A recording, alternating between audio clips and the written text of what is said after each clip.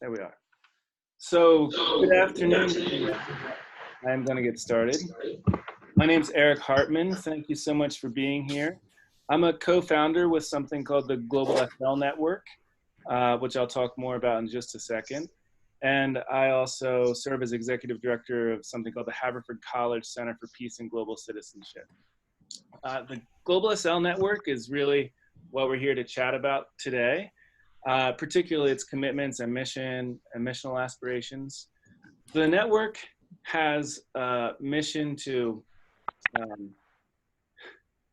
I promised I would actually share some, I want to make sure that I share some of this text as we work through it. So let me get that done correctly.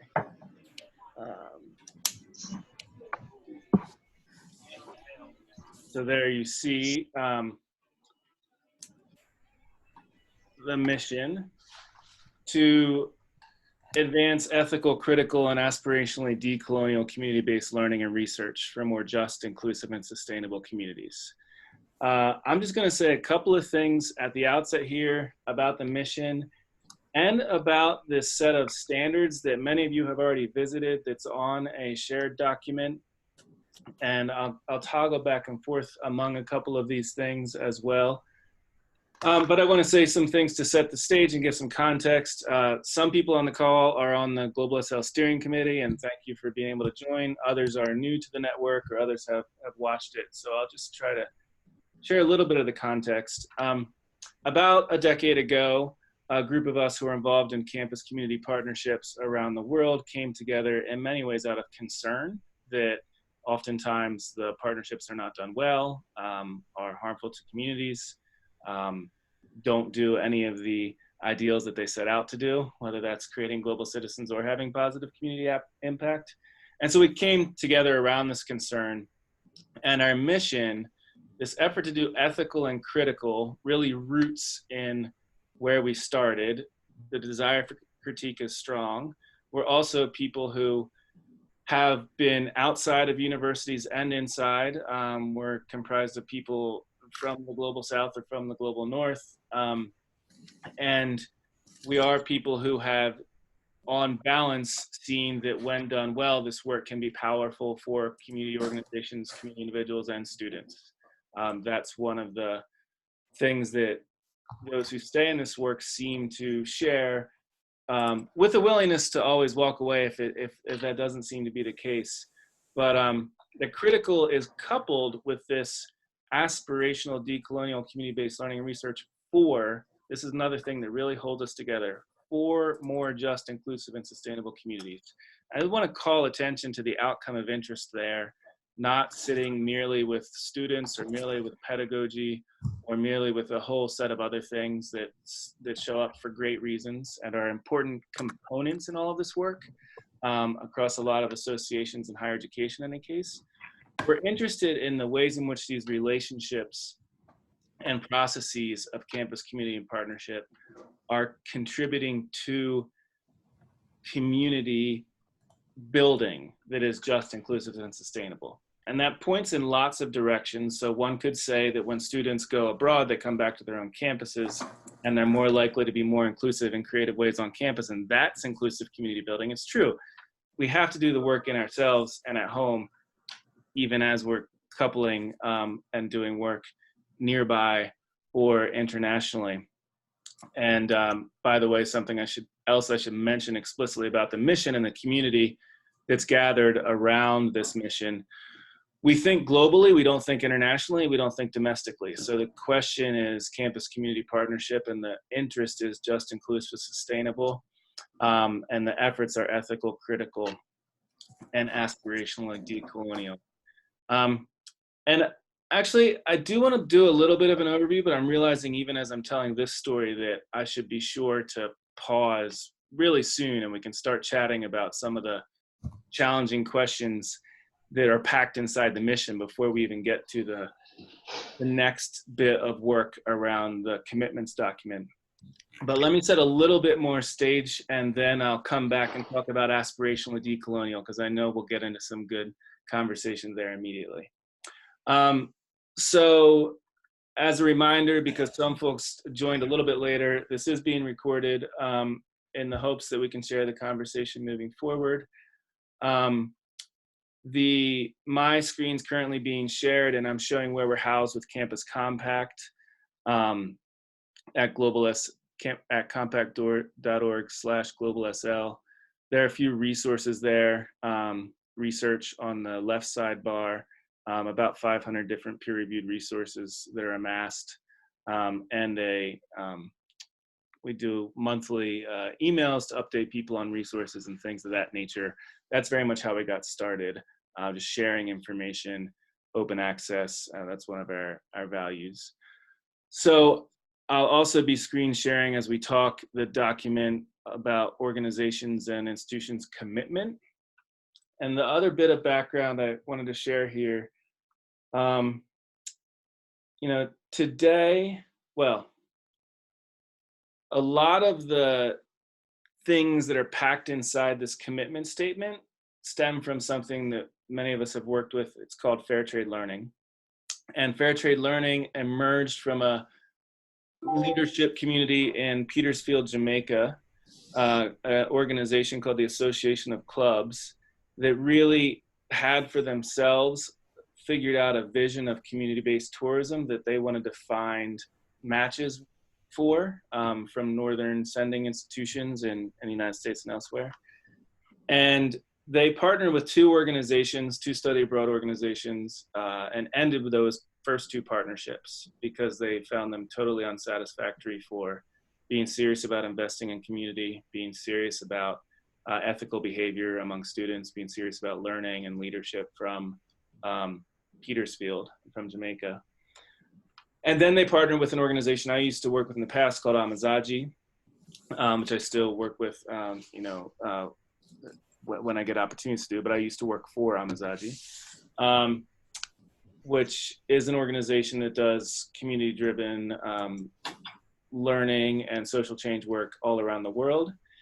And from that partnership and the values that the Petersfield network articulated, we started to develop something that can be called fair trade learning. And it was rooted in their vision. And then we workshopped it with, and we includes the leadership of that organization. We workshopped it with colleagues in Uganda and Bolivia, in the United States, and looking at what are the principles or tension points that need to be discussed repeatedly across cultures and contexts that come up when people are looking for recognition, reciprocity, and finding strategies to make sure that reciprocity is supported well and implemented.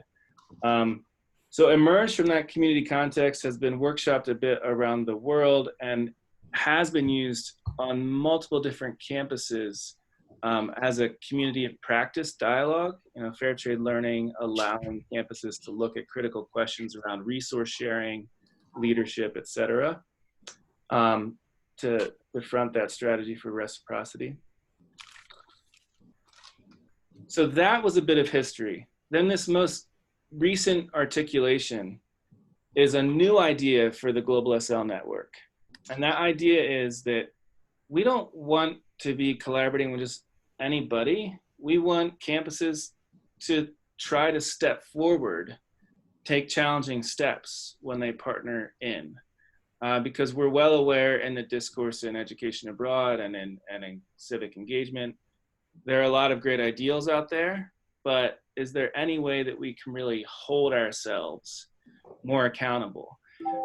And in many ways, that's what the network has been for all of us who have been involved. It's been a place where critical colleagues keep pushing us from multiple locations. So this network commitment, organization, institutions shared document that many of you have commented on and looked at comes from a place of trying to think about what would it mean to share a commitment that we could get campuses to meet maybe a level 2 before working with us.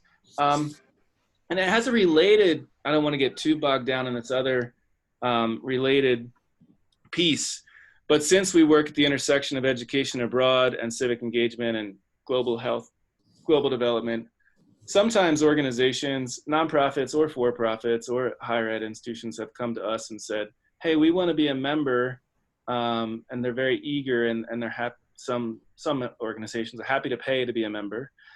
And we've sometimes looked at the situation and said, wow, we're not clear that they're even a little bit ethical. It seems like they're more interested in marketing through their membership than committing. And if we as a community can recognize a set of principles and practices and minimum kind of behaviors, then it would give our steering committee the capacity to say, you know what, so-and-so organization has funding for marketing, but they're repeatedly offering short-term orphanage volunteering programs, so we are making a principled decision.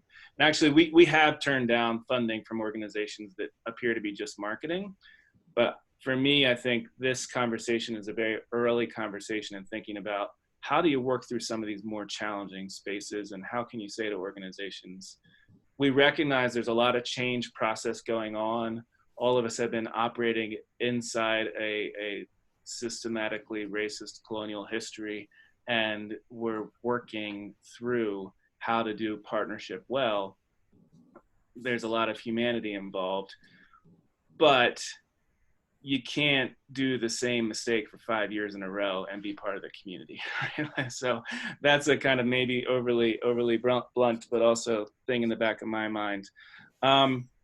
So I said I'd go back to the mission statement, and I'm going to stop sharing my screen for a moment so that I have the chance to connect with all of you. And actually, I wanted to also mention, if you're in the screen and you have the Zoom in front of you, just so everybody's familiar, there's something in the top right that gives the opportunity to toggle between gallery view and speaker view.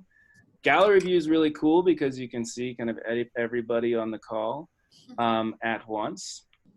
And it's a way that people can chat in pretty easily. In addition to that, there's also, if you toggle toward the bottom, a chance to click on something that looks like a little speech bubble, the chat. So I'm going to invite some dialogue and hope that we can talk in just a second. But if you're a person that wants to drop in speech bubbles or questions that way and feel more comfortable doing that, that's great. And so I think those are the technological pieces to be aware of. So I shared the mission earlier, and there was this phrase inside that said aspirationally decolonial, and I know there's been some questions about that already, and I hope I'm not putting my colleague Janice McMillan too much on the spot to say I'm hoping she'll be interested in you know, maybe starting or having an early piece in this conversation.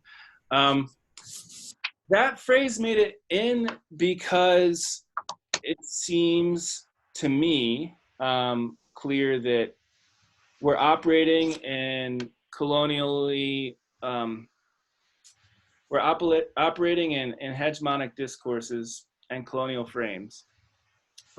For instance, many people who look like me in the world are told from the moment that they come into the world that they are situated in a way that should be helpful to others. And many other people are told by dominant forces that they may be in locations that need to be helped by others, right? Those are really problematic and damaging, and they show up in children's books, and they show up in cartoons and videos. They're all over the place.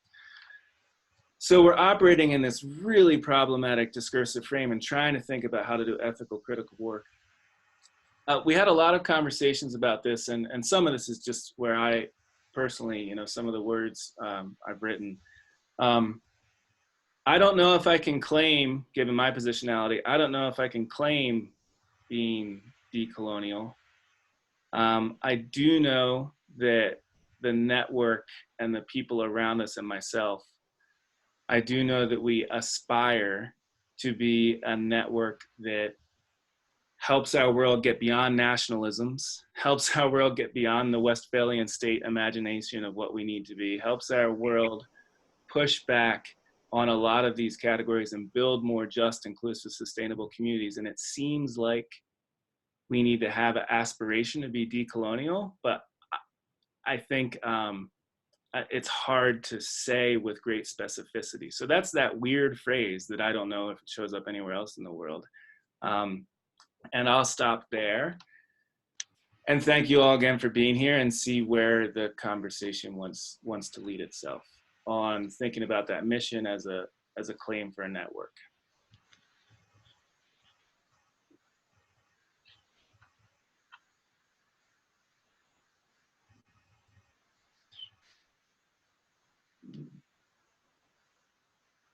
Hey, Eric, can you hear me? This is Roman. Yes.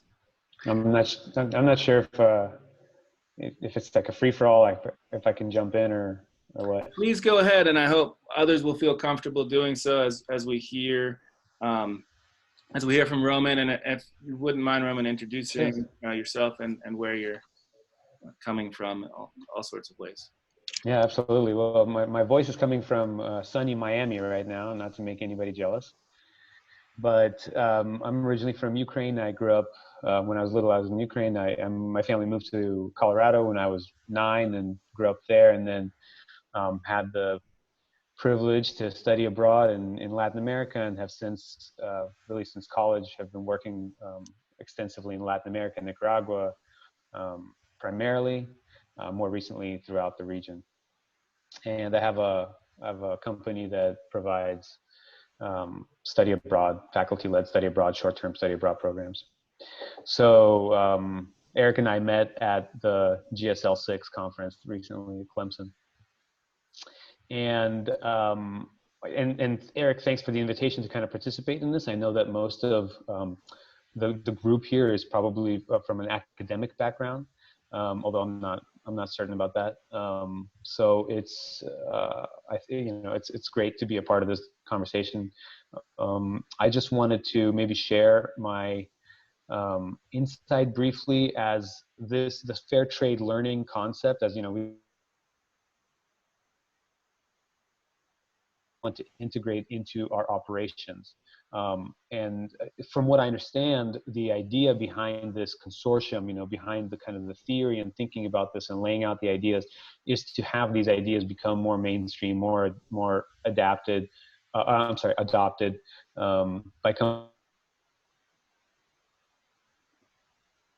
company that wanted to be a part of the group, but was, you know, taking you know, volunteers to orphanages or whatever practice that wasn't in line with the ideology here. And so if I understand correctly, the objective is to convert that kind of company into one that operates more responsibly, right? More along the lines of you know, the fair trade philosophy. So I think that's great. So one of the things that I wanted to do was share the definition of fair trade learning with my group of guides who are literally the face of our company. They're the people that are in direct contact with the students and the faculty during their time abroad, a time when they are most impressionable, and the time, you know, obviously it's a very powerful experience to travel abroad. So it's important for me that my guides are able to communicate our philosophy that I think is very much in line with, you know, with what fair trade learning stands for. So I looked at the main webpage that you just shared, and the definition of fair trade learning comes up as like one of the first things. And my challenge is that I couldn't really share that with them because it's too dense, right? I think it's written in a way that could be understood by somebody with a lot of experience reading academic papers, you know, that can go through the terms like what was the term that you just used about colonialism? The aspirationally decolonial, and aspirationally decolonial. So that is I mean, I understand that term. Granted, it took me like 4 times. I had to read the definition 4 times and like kind of break it up into little chunks to try to understand. But it's not something that I could share with one of my guides because they're just going to look at it, they're going to be like, whatever, and they're going to move on to the next thing that they have to do. So what I did was condense that into basically equitable and mutually beneficial. Does that encompass everything? No. Does it even begin to talk about colonialism and its impacts? And no. But I think that's something that's digestible. So what I would encourage this group to consider as we look at the definitions, as we look at the presentation of the content, right? How we communicate these ideas to our target audience, assuming that the target audience are not just academics, but also lay people or people who are interfacing with, you know, students in my case. How do we put these things into terms that people can really understand? I think the video actually on the website does a pretty good job. But yeah, I think it'd be great to kind of, I think it's great to have that definition, but then maybe have another definition that's like the more public one, you know, maybe like have an internal concept that's the model framework for this, but then have an external one that's more of a digestible one. Roman, this is, hi, I'm Chris North. Hey, Eric, how's it going? Great. Prairie lands of Northwest Ohio. And Eric and I met at a Better Health, Better Volunteering event that we were both invited to in London a few years back. And I do a lot of taking students abroad on my own from my university, and I became interested in this topic when I watched my students behaving badly and was highly disturbed by students behaving badly, and personally just started investigating what this was all about and reached out to Daniela Poppy, some of you might know her, and began personally doing some investigations, and have continued being invested in this whole notion, have gone on and gotten a degree in public health, gotten involved with global health issues. I think that, Roman, I think your point is very well taken, that we have two audiences. We have an academic audience, but we also have a provider audience for people who are working in this industry. And those audiences are going to be really different. And so providing information to those audiences looks different. And so one of the things I'm getting ready to do is I am leading a group of students to Costa Rica over spring break with a totally different group. I'm collaborating with another university. I've never done this trip before. We are working with a woman who is American, who has lived in Nicaragua for the last 17 years and has had to move out of Nicaragua now because of the turmoil that's going on in the government. But she works with Nicaraguan refugees who are now living in Costa Rica. And one of the things that we're talking about and that we have started talking about is this notion of fair trade learning. She's not familiar with it. So I put her into contact with this particular website, and we've been talking about, and she does tons of social justice stuff. So she's doing this. She just doesn't know that it's called this, right? And she is an educator. She's got a background in social work and a background in social justice, but her people don't.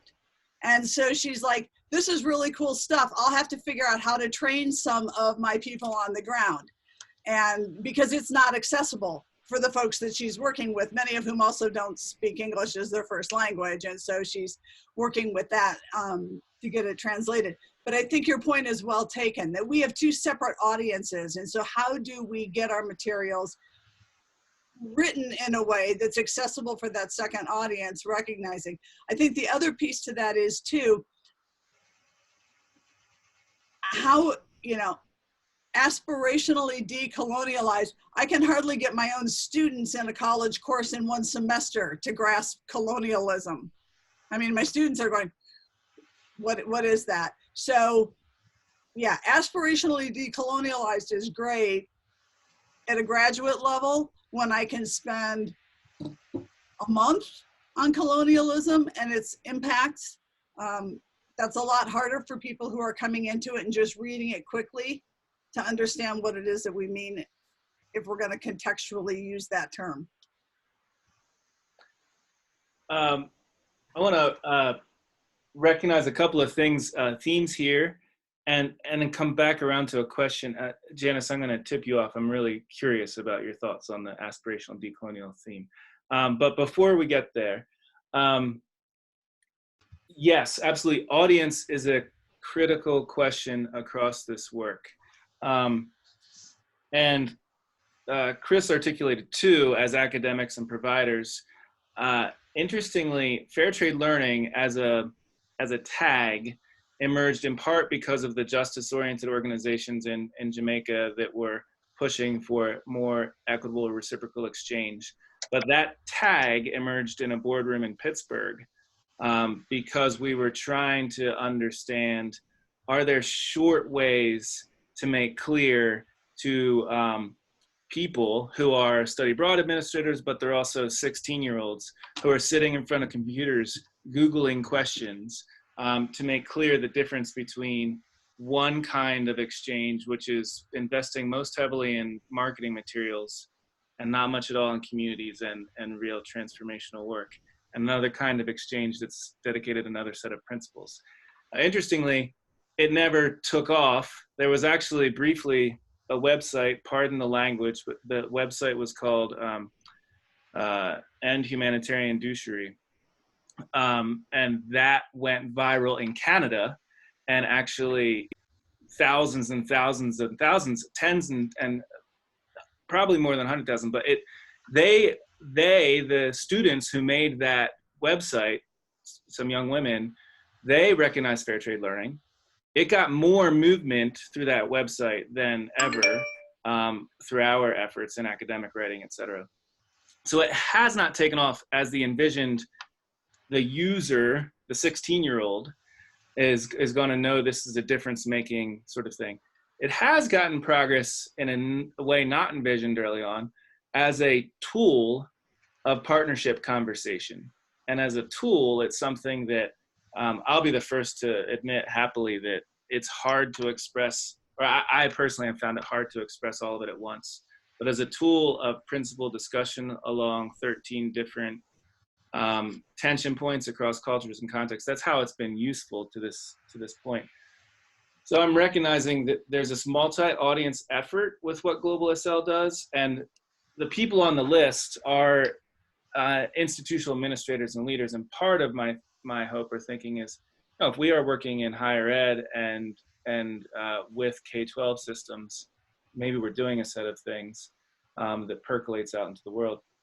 But I often envision the person is a young woman, she's 16, she's probably white. You know, that person shows up in international volunteering a great deal. And if that person is searching at their laptop,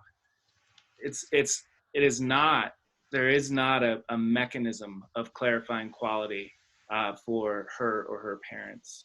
And that's a real challenge. I also want to mention, before I ask Janice her thoughts on this challenging question, absolutely, this aspirational decolonial, it almost got kicked out last time we had a serious conversation about it because it is so difficult on the one hand. Perhaps it shows up in particular countries around the world and not others as a particularized kind of language. And I also once read something that the speechwriter William Safire wrote about Franklin Delano Roosevelt, the American president. The claim that Safire made was that most Americans didn't know the word infamy when Roosevelt went on the radio and said that there was a day that would live in infamy. And that was a way of raising a consciousness about a word. That was the story.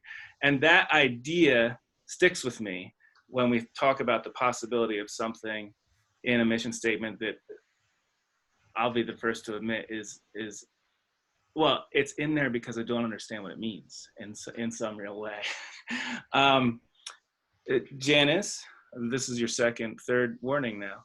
But I know you'd been thinking about that term a great deal and wondering about it and had some thoughts from your context.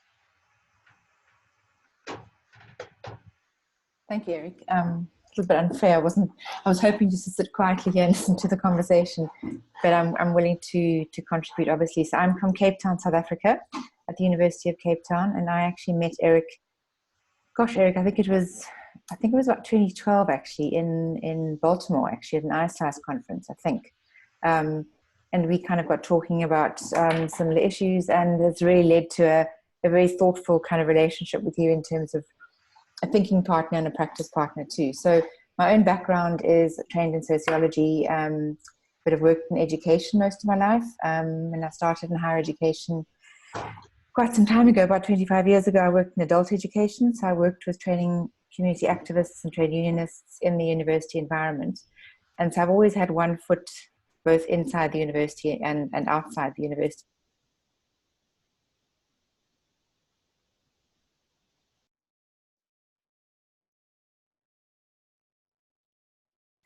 Of reasons to do with disciplines, to do with institutional bureaucracy, to deal with kind of hegemony, hierarchy, and essentially see myself as a practitioner, activist, scholar. So straddling multiple identities, and I say that quite intentionally because I think that so to go to the aspirationally decolonial and my struggle with the concept. So in our context,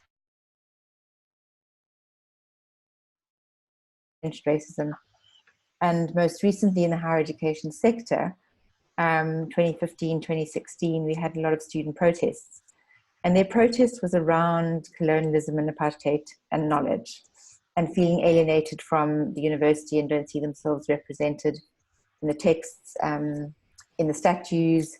And so Rhodes Must Fall was the movement whereby they wanted the removal of a statue, a colonial statue, which positionally is at the center of our campus. And the campus basically went through a whole series of, most of you have probably read quite a bit about this, but the statue was taken down, but it led to 2 to 3 years of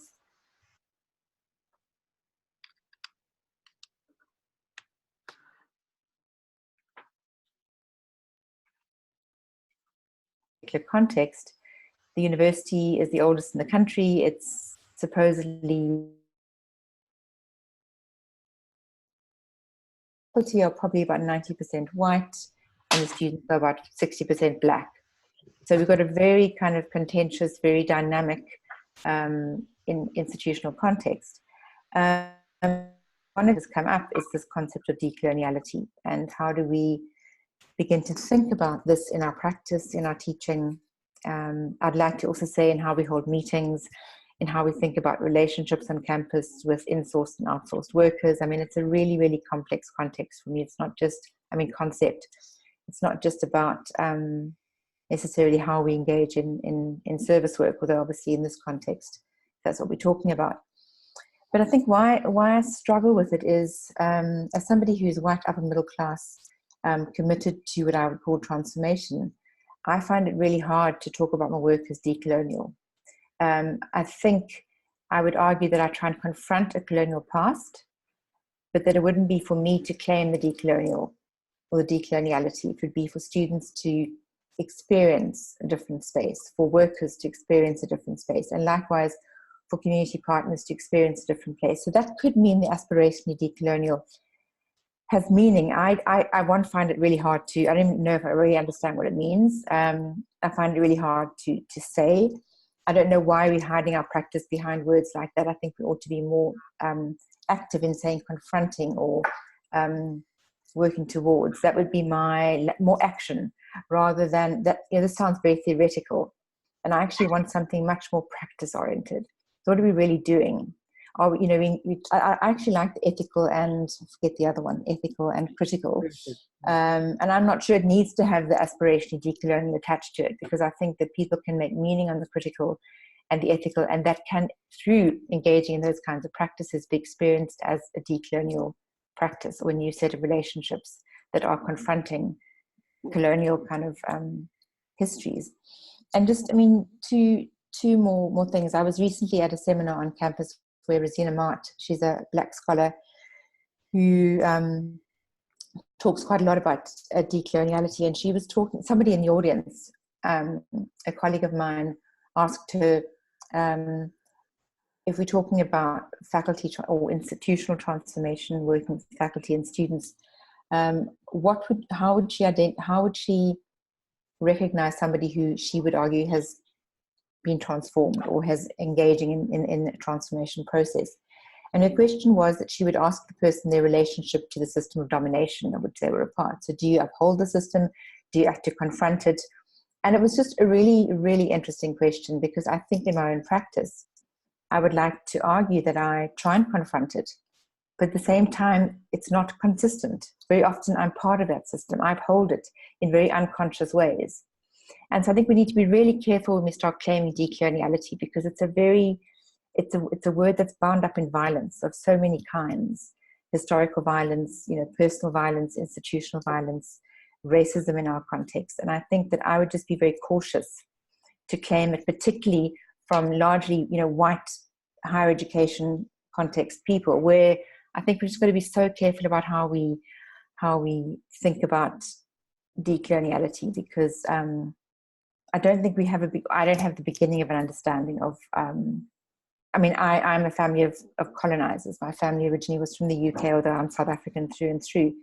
And I think I'm just cautious to put that into a mission statement that has been constructed by a particular group of people with a very particular positionality, and maybe diverse politics. And I was really interested, Roman, for instance, in your own background. So we all come to these spaces with very, very diverse backgrounds, but essentially we're in privileged spaces. And I think that we need to be just cautious about what we put into our languaging and what we can claim. And I think humility and work, I think that's something I would be much more comfortable with. So I'm actually not comfortable with that phrase in the commitment statement. So those are just my few words. This is really complex work, and I see it as a kind of a commitment to a very long process of engagement. So Erica, thank you for putting me on the spot. I do take this work seriously, and I'm not sure if my comments made any sense, but I think I'm just very cautious about how we use language like that, particularly given our huge privilege, the group of us sitting here, just have inherent privilege. And I think we need to be cautious. And Roman, your question about who's the audience for the way that we speak is so powerful. And I don't know the answer to how do we do that more openly and more equitably, but I think it's those kinds of questions that maybe need to take us forward. So just my few thoughts. Right. Janice, thank you so much. Those are wonderful thoughts. I feel I'm gonna a little bit apologize for putting you on the spot because it's late at night and all those other things, and I'm so grateful that you shared and it was entirely coherent. And I actually want to kind of re-emphasize my desire here to be hopefully a facilitator of inviting other people into this extremely challenging conversation.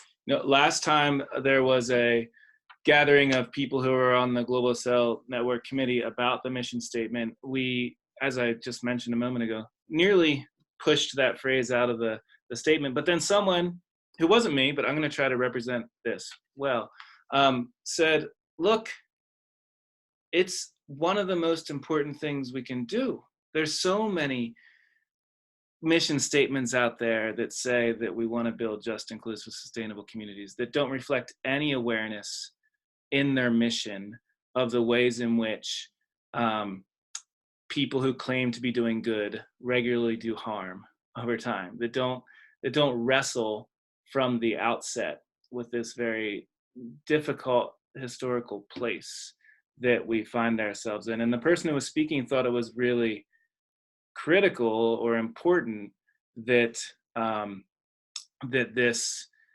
stay present in the statement itself. And that's one thing I wanted to mention. The other thing I'll mention now, and I really am inviting everyone. I definitely don't need to have met you before for you to speak next. There's a lot of people I've never met who are on this call. It was a little funny that, thank you everyone for introducing yourselves, but that's not something that needs to have happened. So I hope folks will jump in. We are going to offer additional webinars in the months to come, and one that's in process of being scheduled is with a writer called Wayne Yang or La Paperson. Wayne Yang is of Tuck and Yang. They've written something called Decolonization is Not a Metaphor. And Wayne Yang also writes under Bob Paperson as a pen name, wrote a book called A Third University is Possible, which is about struggling with the ways in which we are all, he's an Indigenous person. We are all, thank you for who added that. We are all struggling within ways in which we are colonial and, well, actually assuming we're people who are interested in trying to push back against the colonial project, and we do it sometimes, we're all struggling with the ways in which we are formed colonially and resisting simultaneously. And it's definitely complicated work, and I'm interested in the question about claiming as well. So I'm curious, and I'm gonna pause and try to catch up on some of the chat exchanges and see who might want to enter the conversation here.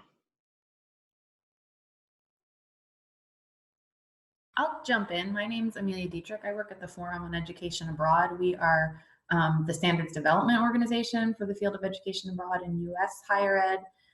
So we intersect in a lot of ways with global service learning, although it's not the sole focus of our work.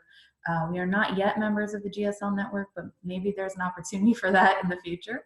And I can relate a lot. We've also talked about decolonizing study abroad more broadly, not just in the service learning space, but in general. And it's a term that we as an organization wrestle with too when we try to use it, because it is hard for people to dig into. But the one thing that I think it holds value in this mission statement is that, you know, what is determined ethically, what is ethics, right, is often a policy or some sort of guideline, or it's, you know, culturally constrained. And so I think some people can, as we've said, be well-meaning, think they are being ethical, and it doesn't necessarily mean that they are in fact being ethical from the perspective of the recipient of their treatment or services or whatever.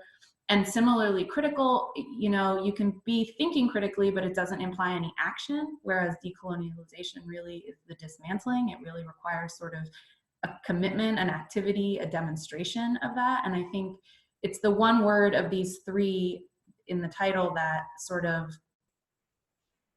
makes people actually think about what the other person wants, not just what their impression of it is. I know, for example, in our standards, we've for years talked about you know, that study abroad relationships with partners should be mutually beneficial. But the question is, who gets to determine the mutual benefit, right? Which is a thing that you all struggle with often in the service learning literature. And I've given many workshops where people say, oh yeah, well, we're doing them this favor. And I say, well, is it a favor they want, right? Is that what they're looking for? So I recognize that the word itself is challenging, but if it were to be stricken, I would think there needs to be something else in its place.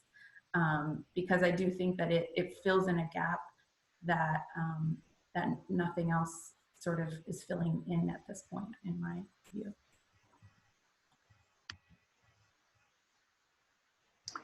Can I have maybe try a response to that? I mean, I appreciate what you're saying and say how that word is tackling something quite big, but I would rather say confront colonialism. Something like that, to actually make it to make it an action word rather than aspirationally decolonial, because we are so much part of colonialism. We can't be outside of that. And so if we're going to confront a system that we're a part of, I would feel much more comfortable saying I'm going to try and confront colonialism rather than be decolonial, rather than practice in ways that are decolonial, because I don't think I can claim the decolonial.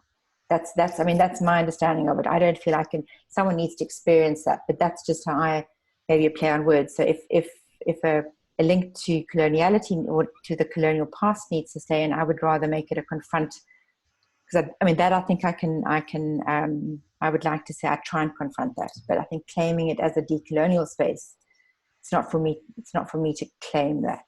I don't know. I find that a bit, not what you've said, but just maybe problematic, but I know what you're saying about, you know, that meaning is actually that word is quite powerful, but I think maybe it's the verb that we put with it or something that I would like us to give a bit more thought to.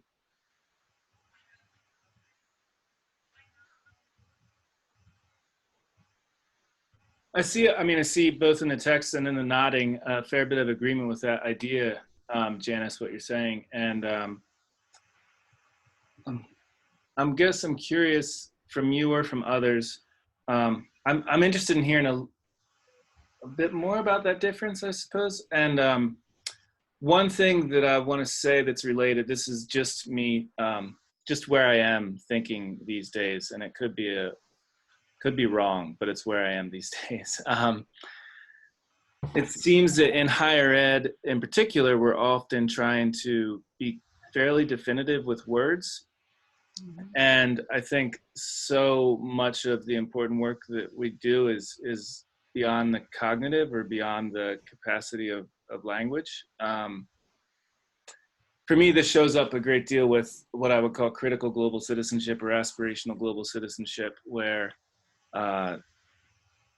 many communities, and we see communities situated all around the world from lots of different traditions, articulating desires for more inclusive, more just, more sustainable communities and more peaceful relationships, right?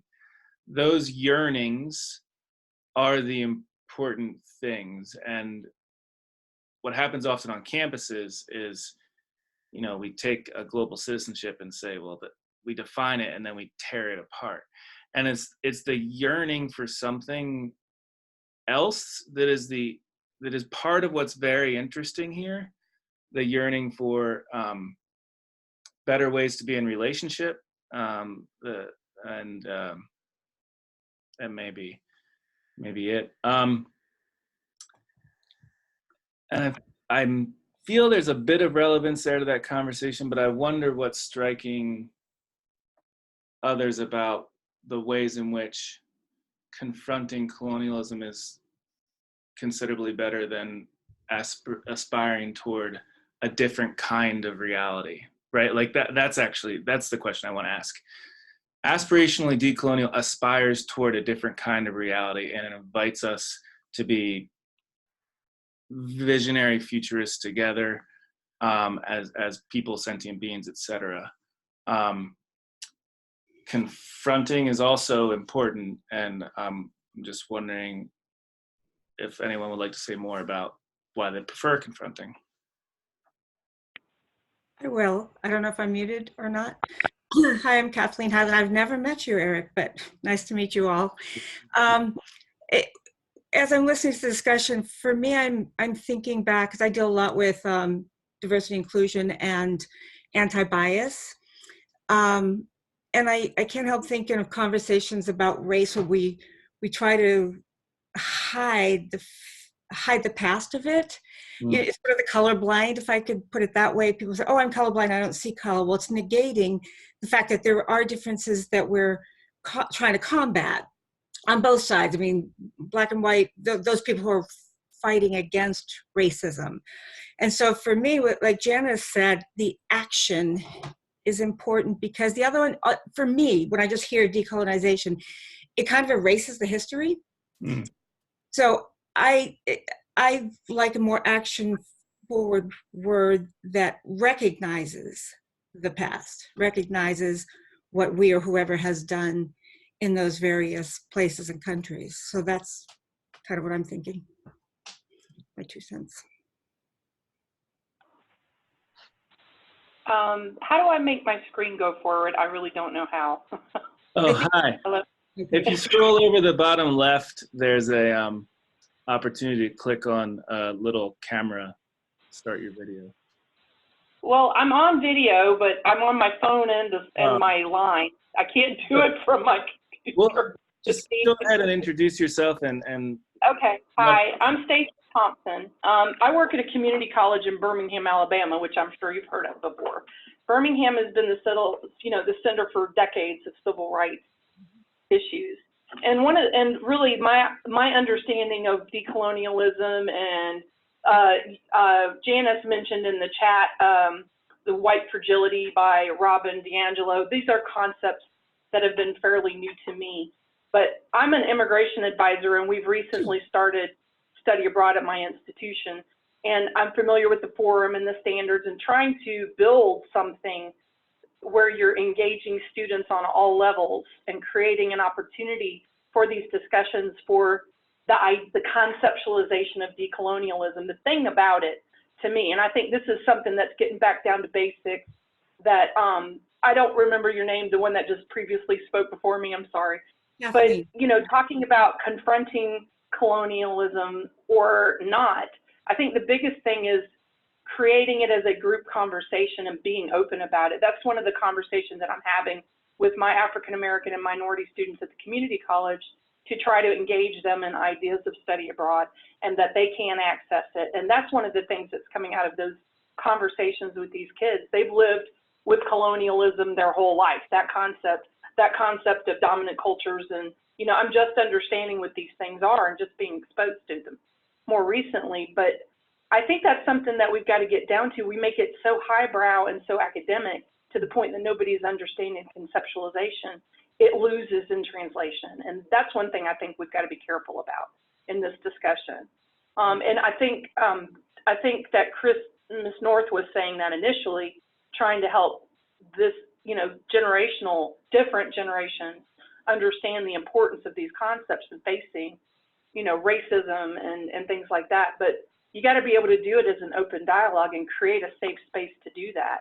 And I don't know if I'm making sense, but that's the 2 cents I wanted to put in. We got to think about not making it so academic that you're removing the basics of the foundation of creating basic dialogue. And I hope that helped. I don't know. Yeah, thank you, Stacy. And we could see you fine. I was on another, yeah, so thank you.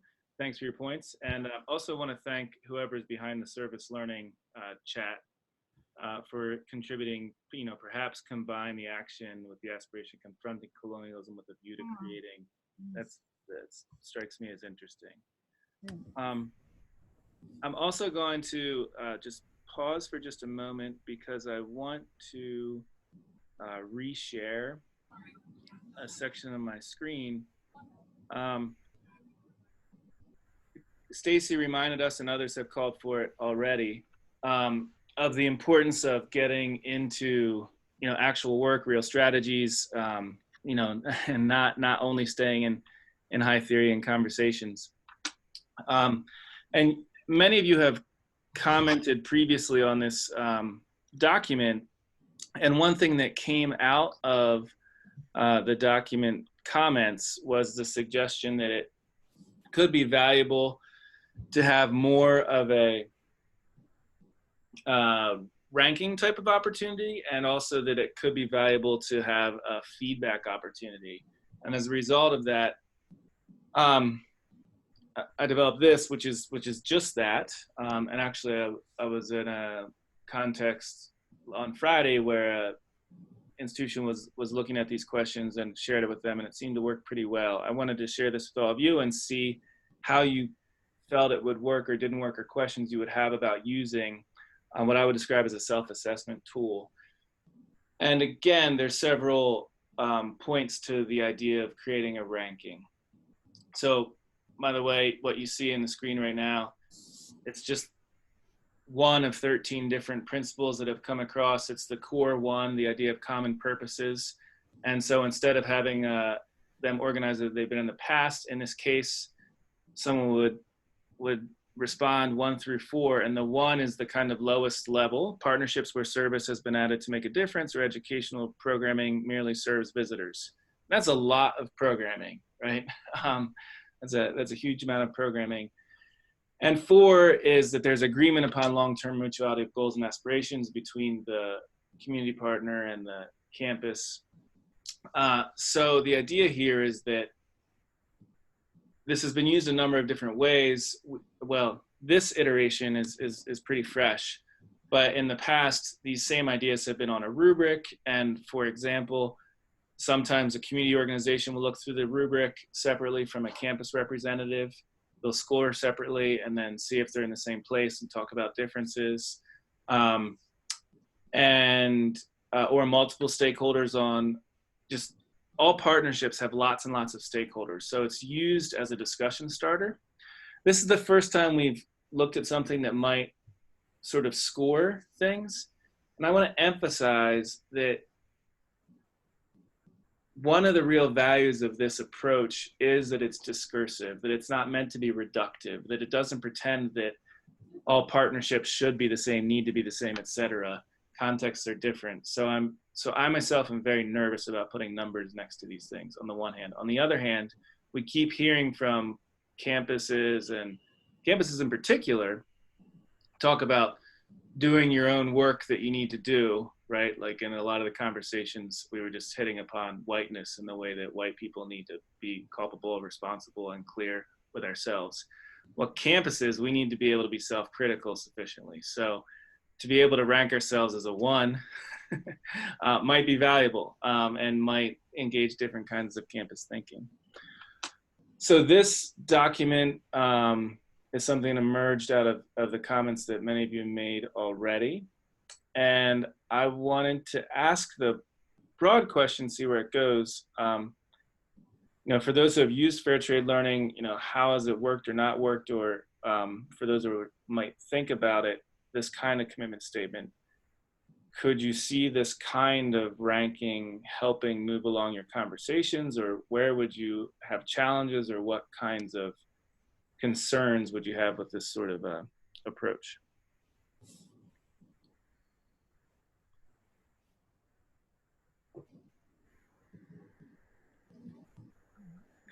Eric, I think that this is a great approach, because one of the things I think it does is when you have a lack of clarity in terms of definitions and people are going, I'm not really sure what this definition means, but then you have a document like this, they can say, oh, here's what it means. Here are key indicators. You know, it's like when you look at the SDGs and you're like, well, okay, here's this broad SDG and these targets. What does it mean? Oh, here are the indicators that this is how we measure it. Here are the indicators. This is how we measure it. And so when you have something like this that spells it out in each of these kind of measurable ways, when you're sitting and talking to somebody, if you can pull out a sheet like this and you can go through these measurable kind of identifiable pieces, and you can show from the weaker link up to the stronger link, what that does is it gives you really concrete talking points and it makes it tangible.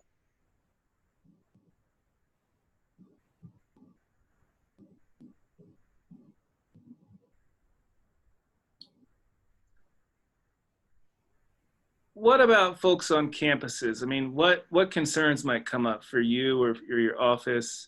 And I'll throw some concerns into the air. Oh.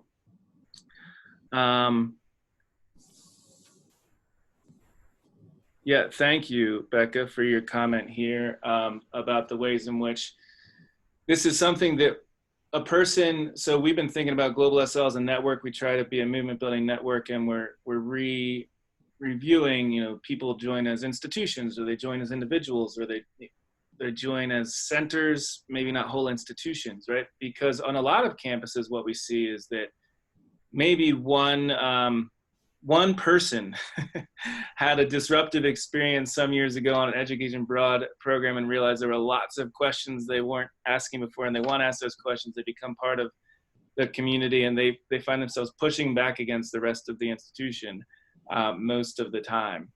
So what if that person joins? We're asking that person to attest to their work in relation to their program. One thing we've been struggling through is how do you make it, and we can figure this out, this is just logistics, making it so a person can join as an individual, or they could join as a center. And so, for example, I direct a center here at Haverford College, Center for Peace and Global Citizenship, and we looked at it together, and I could toggle back.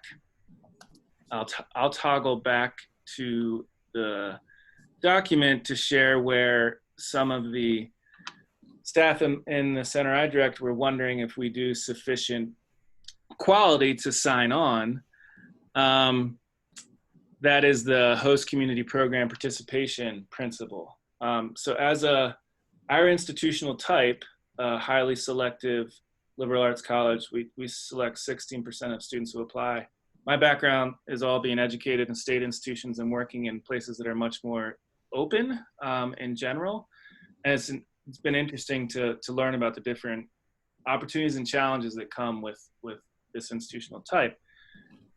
But other institutions that I've worked with have found it much easier to allow off-campus folks into classes for a single class, for example, or to ensure that students in a local community have at the least an auditing and a reference granting kind of opportunity, or maybe earn credits alongside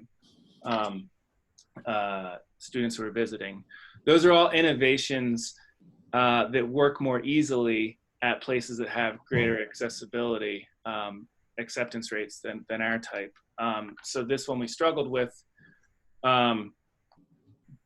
And also we've worked really hard to support people coming to campus from organizations we work with and partnerships we work with around the world. And that's part of where I think we would think about that as part of what we've done to support this host community program participation, dialogue participation, partnership participation, as you get to multi-institutional exchange. So I'm sharing a little bit about my own center's dialogue process as part of responding to Becca's good point about you could see this having a kind of concentric circles opportunity of signing in different ways. And also noting that I wonder, for those of you sitting in organizations and institutions thinking about, could I get someone to sign this? You know, do you see challenges that would prevent you from coming into the community, or is this something that you think would help? What we're hoping for is something that is capacious enough to keep building movement of people who are really dedicated, and also strong enough to force tough conversations. And just asking you to, imagine the highest level we can imagine, which other membership organizations do this, would be like if presidents and chancellors sign this sort of thing. I don't know if we have that university in the world currently, right? It's like as dedicated across all of these things. But that would be interesting to see if there's an opportunity for signing as a whole institution, saying we're at above entry and aspiring and sharing where we are in these things.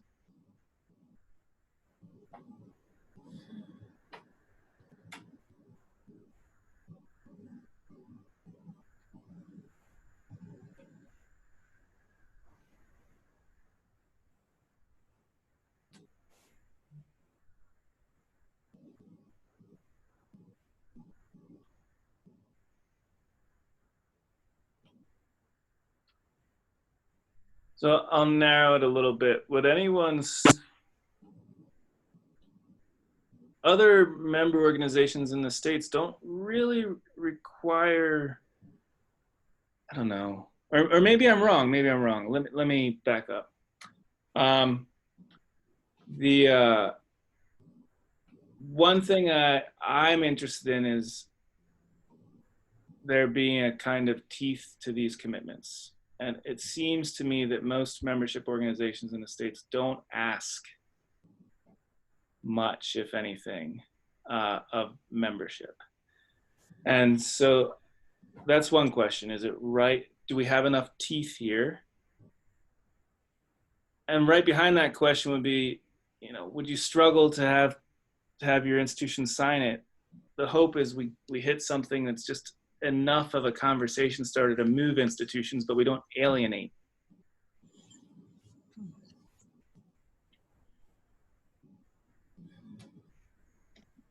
So I'll chime in. I'm Kelly Trail. I'm at the University of Dayton. I'll skip my history of all the times I've met Eric and when I first read an article by him. And but I think maybe we are a little bit unique here at UD, and that we are very fortunate that we have multiple different centers. So I'm positioned in education abroad, but have been working closely with our Human Rights Center, our Community Engaged Learning Center, Ethos in the School of Engineering that does a lot of programming in local communities, our Center for Social Concern.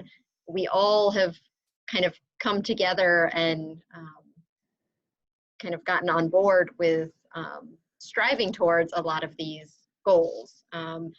We're not there yet. There are still some practices and things that we do that we're trying to figure out how to unengage from certain relationships that we've created in other communities, and you know, still working on examining what does it look like when we work with children in another place, and you know, differences between going into a classroom versus a residential setting.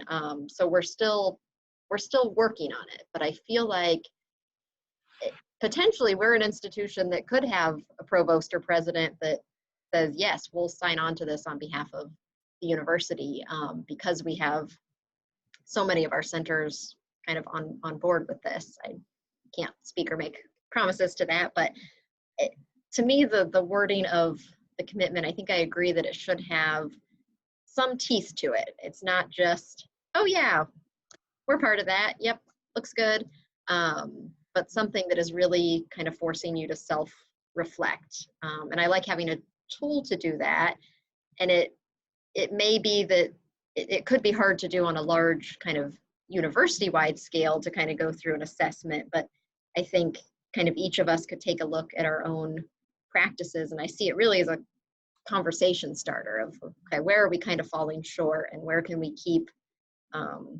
working towards being better. And to me, I view this as it shouldn't be inaccessible if you think, oh, my university, there are some things we do that don't quite align with these values, but if it's something that it's hard to change things overnight, and there's things that we may not have complete control over, but if we're working towards that, then I feel, at least us, I think we would feel comfortable signing onto it, acknowledging we're not perfect yet. Can I also make a quick comment about that? With relationship to the teeth that you mentioned, Eric, in terms of enforcing some of these things, I think that it relates to the benefits of being a member of this group. So I just wanted to ask, you know, for an institution, for whether it's an individual or a person, I'm sorry, whether it's a center or the entire university on campus, you know, what is the benefit of saying, well, we are part of the Globalsl network, you know, we prescribe to these standards. And conversely, what is the detriment of being kicked out for not following through? You know, so it kind of makes me think of like the 1% for the planet, or some sort of a commitment where an institution actually puts money towards a particular commitment, right? I don't know how that would work in this case, but you know, yeah, I don't understand what would prevent a well-meaning president of a university from signing on and saying, great, now we're now we're this member, and now we're, you know, better than the rest, and here's our certificate of membership, and you know, what it becomes meaningless, right? So I think that I agree completely. I think there definitely has to be some sort of a framework for enforcing these things. If people are going to sign up for them, there has to be sort of at least a self-evaluation. And I think the rubric that you mentioned, that you showed there, works well. But also, I think we just have to think about what is, and maybe some of the folks here can comment on that. Like, what is the benefit of being part of the group? Can I chime in on this? So I used to work at a school in Virginia. I'm now a PhD student at the Lilly Family School of Philanthropy. But this talk that what Roman is mentioning reminds me of the CNCS, like the seal that they used to do. I think they haven't done it since the current administration, but that's what it reminds me of. I know that involves a lot of infrastructure. It's Christine, right? Christina, yeah. And Christina, Corporation for National and Community Service. Do you guys know what I'm talking about? I'm not thinking of the right. They used to have this, there was an application, and then I don't know who would evaluate it, but it was, they would award it to schools. And I remember every time that we got it, there was a press release at my school. When we initially applied, it was the president of the university sent it on down the line to my office that we needed to apply. And so it was like a recognition that that schools liked to brag about. So I'm thinking less of something that has teeth and more of a reward. And I hate to buy into the commodification of higher education, but I think that's the moment we're living in, where schools want something to brag about. And saying that they're ethically driven is something that some schools might get into. Mhm. I see a lot of truth across the different comments here. The President's Honor Roll for Community Service, the Carnegie Classification for Community Engagement, you know, these seals of credentialing operate in the ways that Christina was describing there.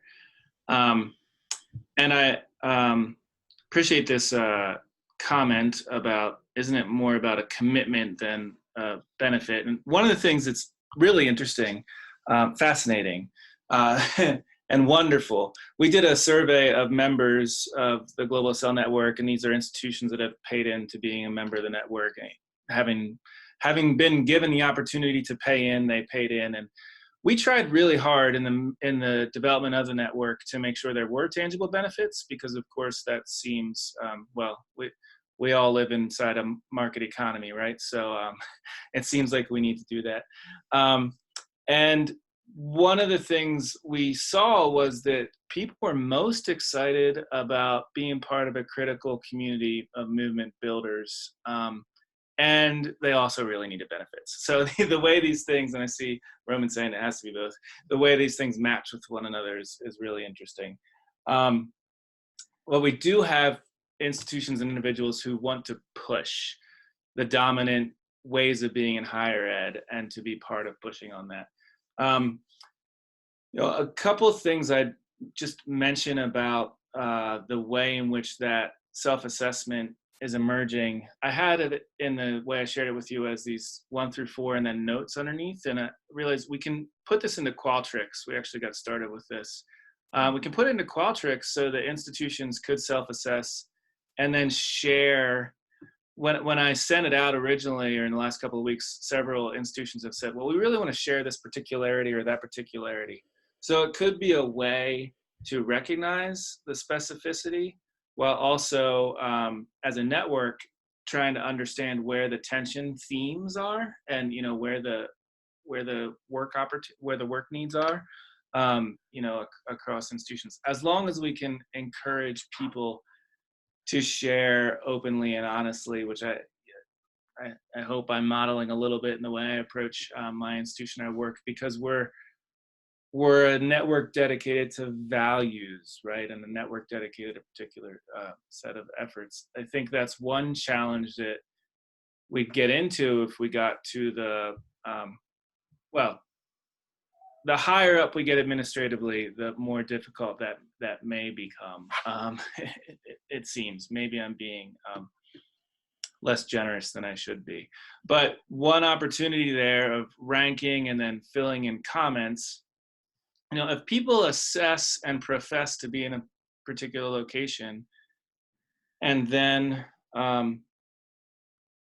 mean, the examples are actually easy because I see a lot of really incredible institutions that within the last year, I mean, otherwise incredible institutions within the last year have shared, basically bragging on their homepages about their orphanage volunteering programs, or doing kinds of media outreach on their homepage that really reinforce paternalistic narratives, right? So if there's a professing in a particular direction, and then we were to repeatedly see evidence of outlie or conflict with that, it would be an opportunity to say, hey, the community is noticing this. To be part of the community, we need to see X, you know, to have an opportunity for change.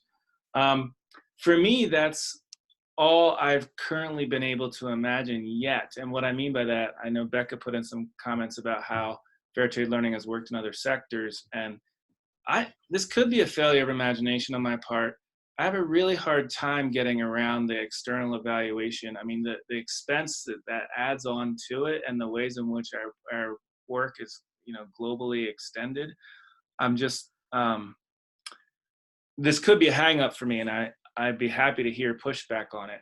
but I have a hard time imagining sort of getting to a funding level where we'd use the resources to then send people around the world to check on things. A good bit of what integrity looks like in these situations is evaluable, I think, through the ways that the programs are presented and the self-reports of faculty and students involved and things of that nature. I'm meaning to say that as a question.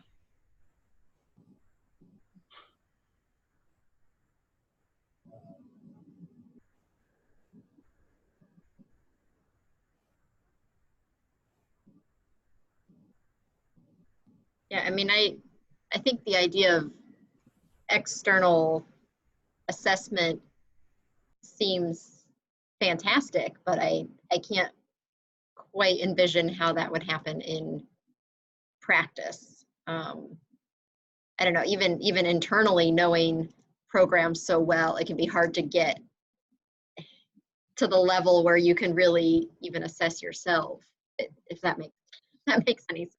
So thinking of just, I don't know, all the context that you almost need as an external assessor, and then to really, I just don't see it happening in reality, even though the idea is kind of nice. But I think what Eric was kind of talking about of, kind of when you blatantly see institutions sort of posting or promoting things that really don't align with ethical engagement, where being part of the Globalsl membership would be that you're saying, hey, please call us out. If you see us doing something that doesn't align with what we've said we would do, tell us. Because it could either be that our own blinders aren't seeing it, or it could be that somebody in our media relations pushed out a story that we didn't even see, or the people that have that lens on our institution didn't see. So I think kind of saying, hey, we're part of this group and call us out on it if you see us doing something. Those are my thoughts. I think there is a lot of value in that, I guess. What I was putting in the comments, I think that it doesn't have to be an on-site thing or something that is like a super heavy lift. I think even pairing institutions or centers together, because like the likelihood that I'm going to go through a huge list of different member organizations and get on your websites and kind of look at how, but if I, like if I'm at Northeastern University in Boston and if like I'm paired up with someone else, it could be interesting to be like, I'm going to get on your institution's website and your center's website and look at like my read of how you see things. And in the fair trade world that I've worked a lot with, which is around food, specifically in different sectors of food and kind of the more kind of commercial fair trade movement. But, these evaluatory teams aren't, like I said, traveling to places, et cetera. They're actually just reviewing from that perspective that you're talking about, Kelly. I think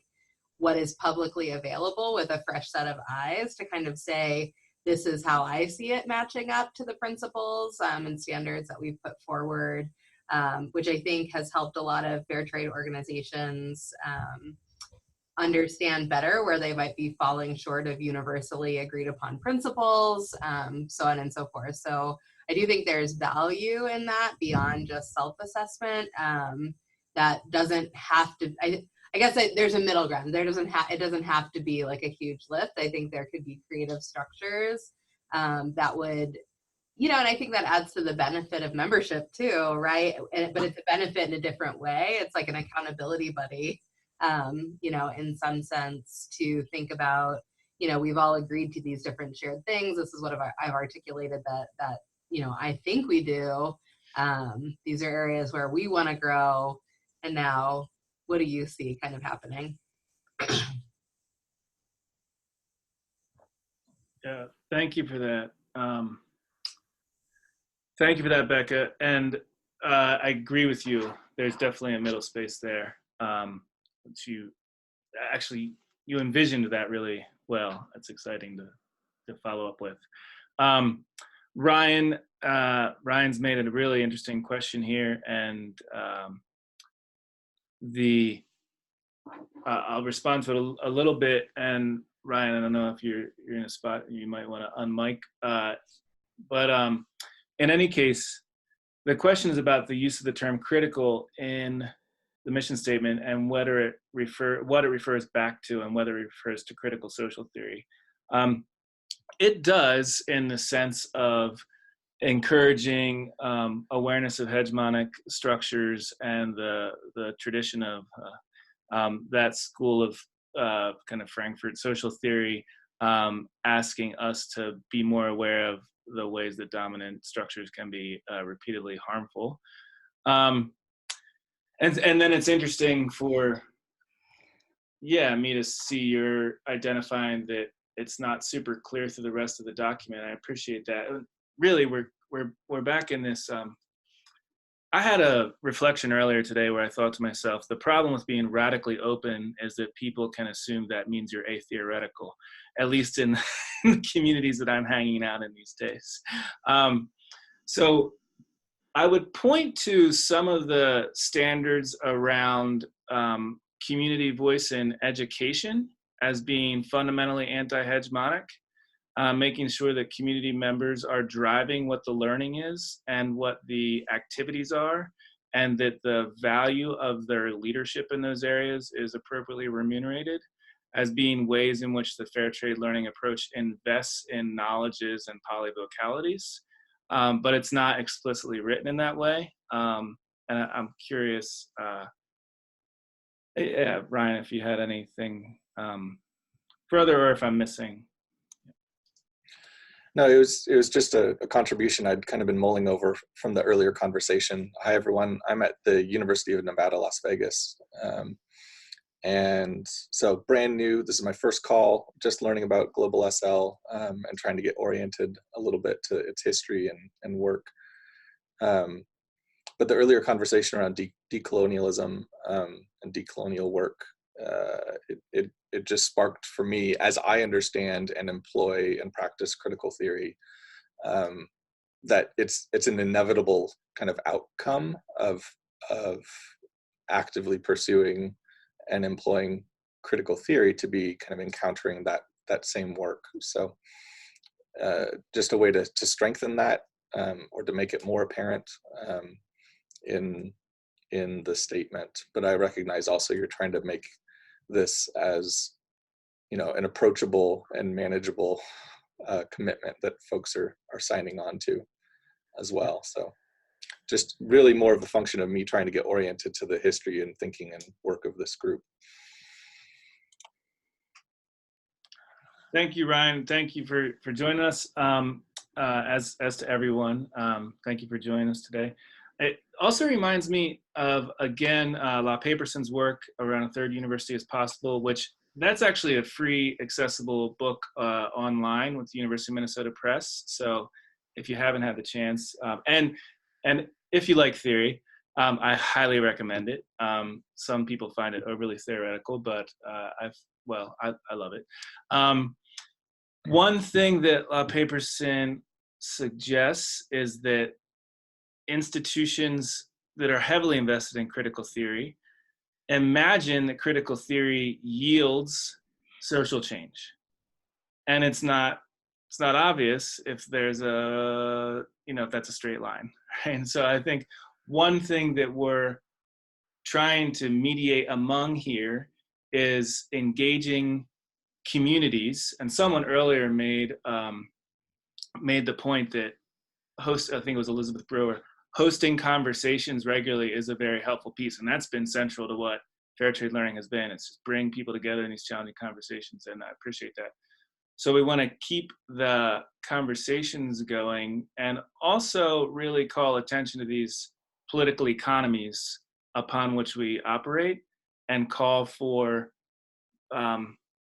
spaces of reform within, sometimes it feels like such a small, such small and slow in comparison to what we can see when we're deep in the critical world, but that we are doing both of those things, the small steps that are actionable and the larger conversations at the same time. you know, we're getting close to the end of time that was suggested, and I think I'll actually just take the moment to make sure we do conclude on time. To thank you all for taking the time for contributing. I know for certain I'm really ecstatic that we did record. There are a lot of members of the steering committee who'll be excited to see some of the insights and ideas that emerged here, and we'll also be able to post it online and share with others, which helps you know, show that there's lots of institutions and individuals thinking about this kind of work. So really appreciate that.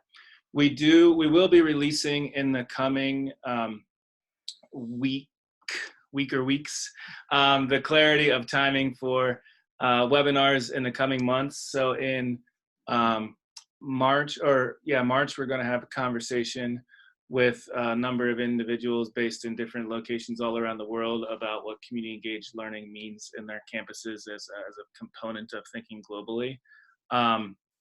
In April, excited that I think Amelia may have had to oh, there's Amelia. Hi. We're going to have a conversation with the editors of the recent Frontiers Journal special issue on diversity, equity, and inclusion in education abroad, and some of the co-authors that I worked with on an article that appeared there.